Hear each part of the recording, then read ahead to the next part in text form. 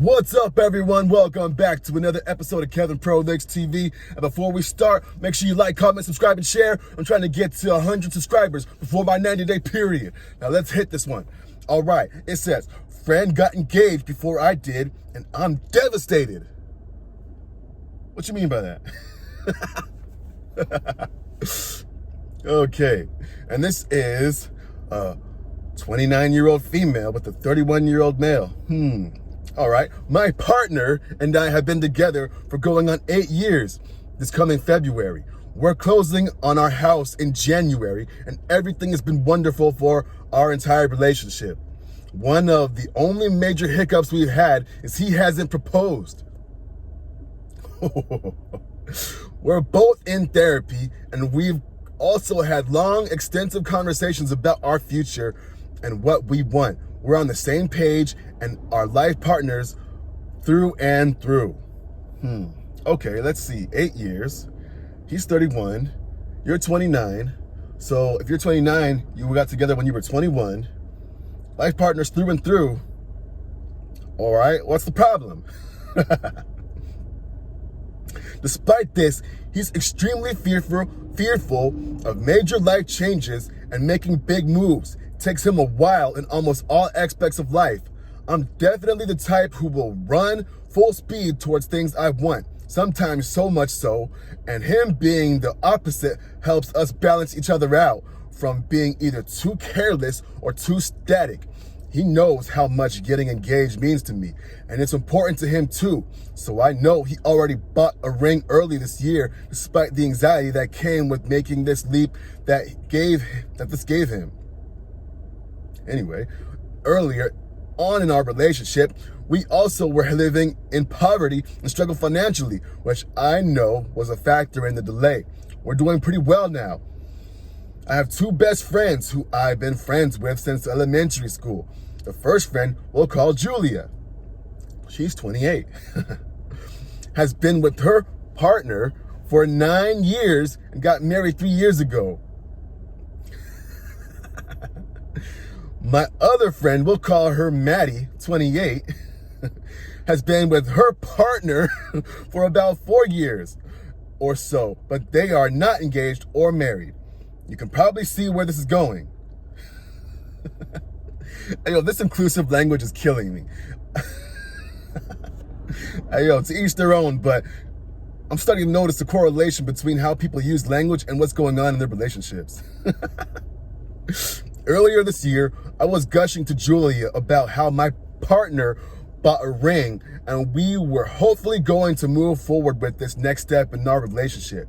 I joked about how it's about time, and since 7 years had passed and we already felt like a married couple in every sense of the word, except in title and taxes. Very interesting. I even made a joke to Julie about how I would be so upset if Maddie got engaged before I did. It was a very lighthearted conversation, but there was truth behind that statement. It's December 2024, almost a year after he bought the ring, and he hasn't popped the question. I've told him I don't want anything insane or extravagant or expensive. It can be a simple day trip to a pretty spot, just as long as it was meaningful. Hell, the ring was less than $400.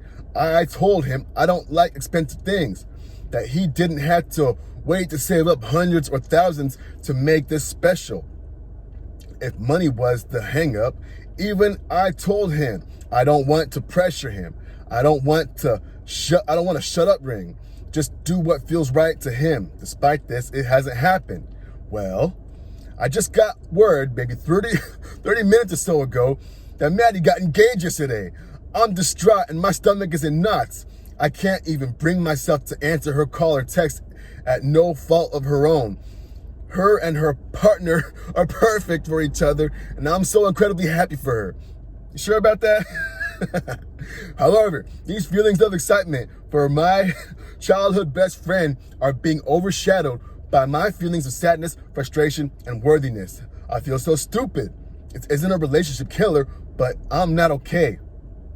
I know it's just a piece of paper and piece of jewelry, but he knows how much this means to me, and goddamn, if your actions don't speak louder than words, I have therapy this week, and I definitely will have a sit down with him at some point to have a healthy conversation about how he and I are both feeling, but I can't bring myself to go downstairs and be around him.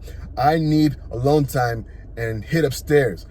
Almost 8 years. I know this is a common thing that comes up, but I still just feel so stupid.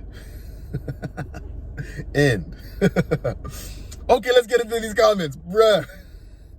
How many conversations do you need to have, and how many years do you need to pass by before you accept that he just doesn't want to marry you? You don't want a shut up ring, but he got you one and a year ago and is so hesitant that he still can't bring himself to give it to you. I get that it hurts, but at some point you need to realize that what you want is important, and if he can't give it to you, then leave. Another person, if he won't marry you after 8 years, it's never happening. Another person, comparison is the thief of joy. With that said, clearly getting engaged and married is important to you, and you have obviously communicated this with him. This is one of your needs from a relationship. As of yet, he hasn't met that need and also hasn't faced any consequences for not meeting that need. So what is his motivation to meet it? Honestly, to me, this sounds like a situation where if he wanted to, he would. Actually applies. You need to give him a timeline on when you expect this to happen. If he doesn't meet it, you need to be willing to walk away. I know that's hard to hear, but it's the truth. On his part, he needs to get real with himself and explore why he hasn't done it yet. Likely, he will need a therapist to help him with this.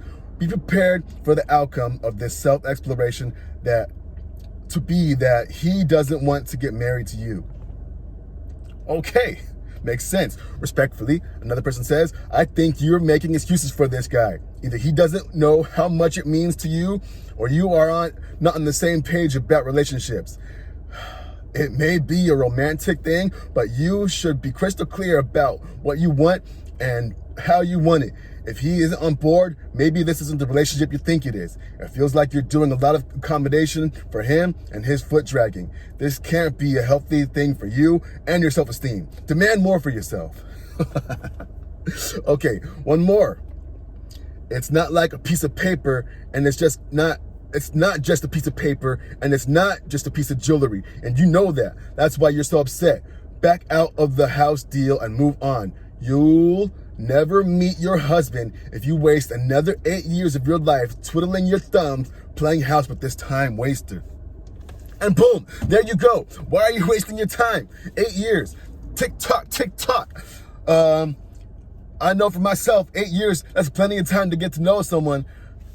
Honestly, everyone I meet, I let them know up front, hey, I'm not doing marriage legally. So if you want to get married, we could do it outside of the state.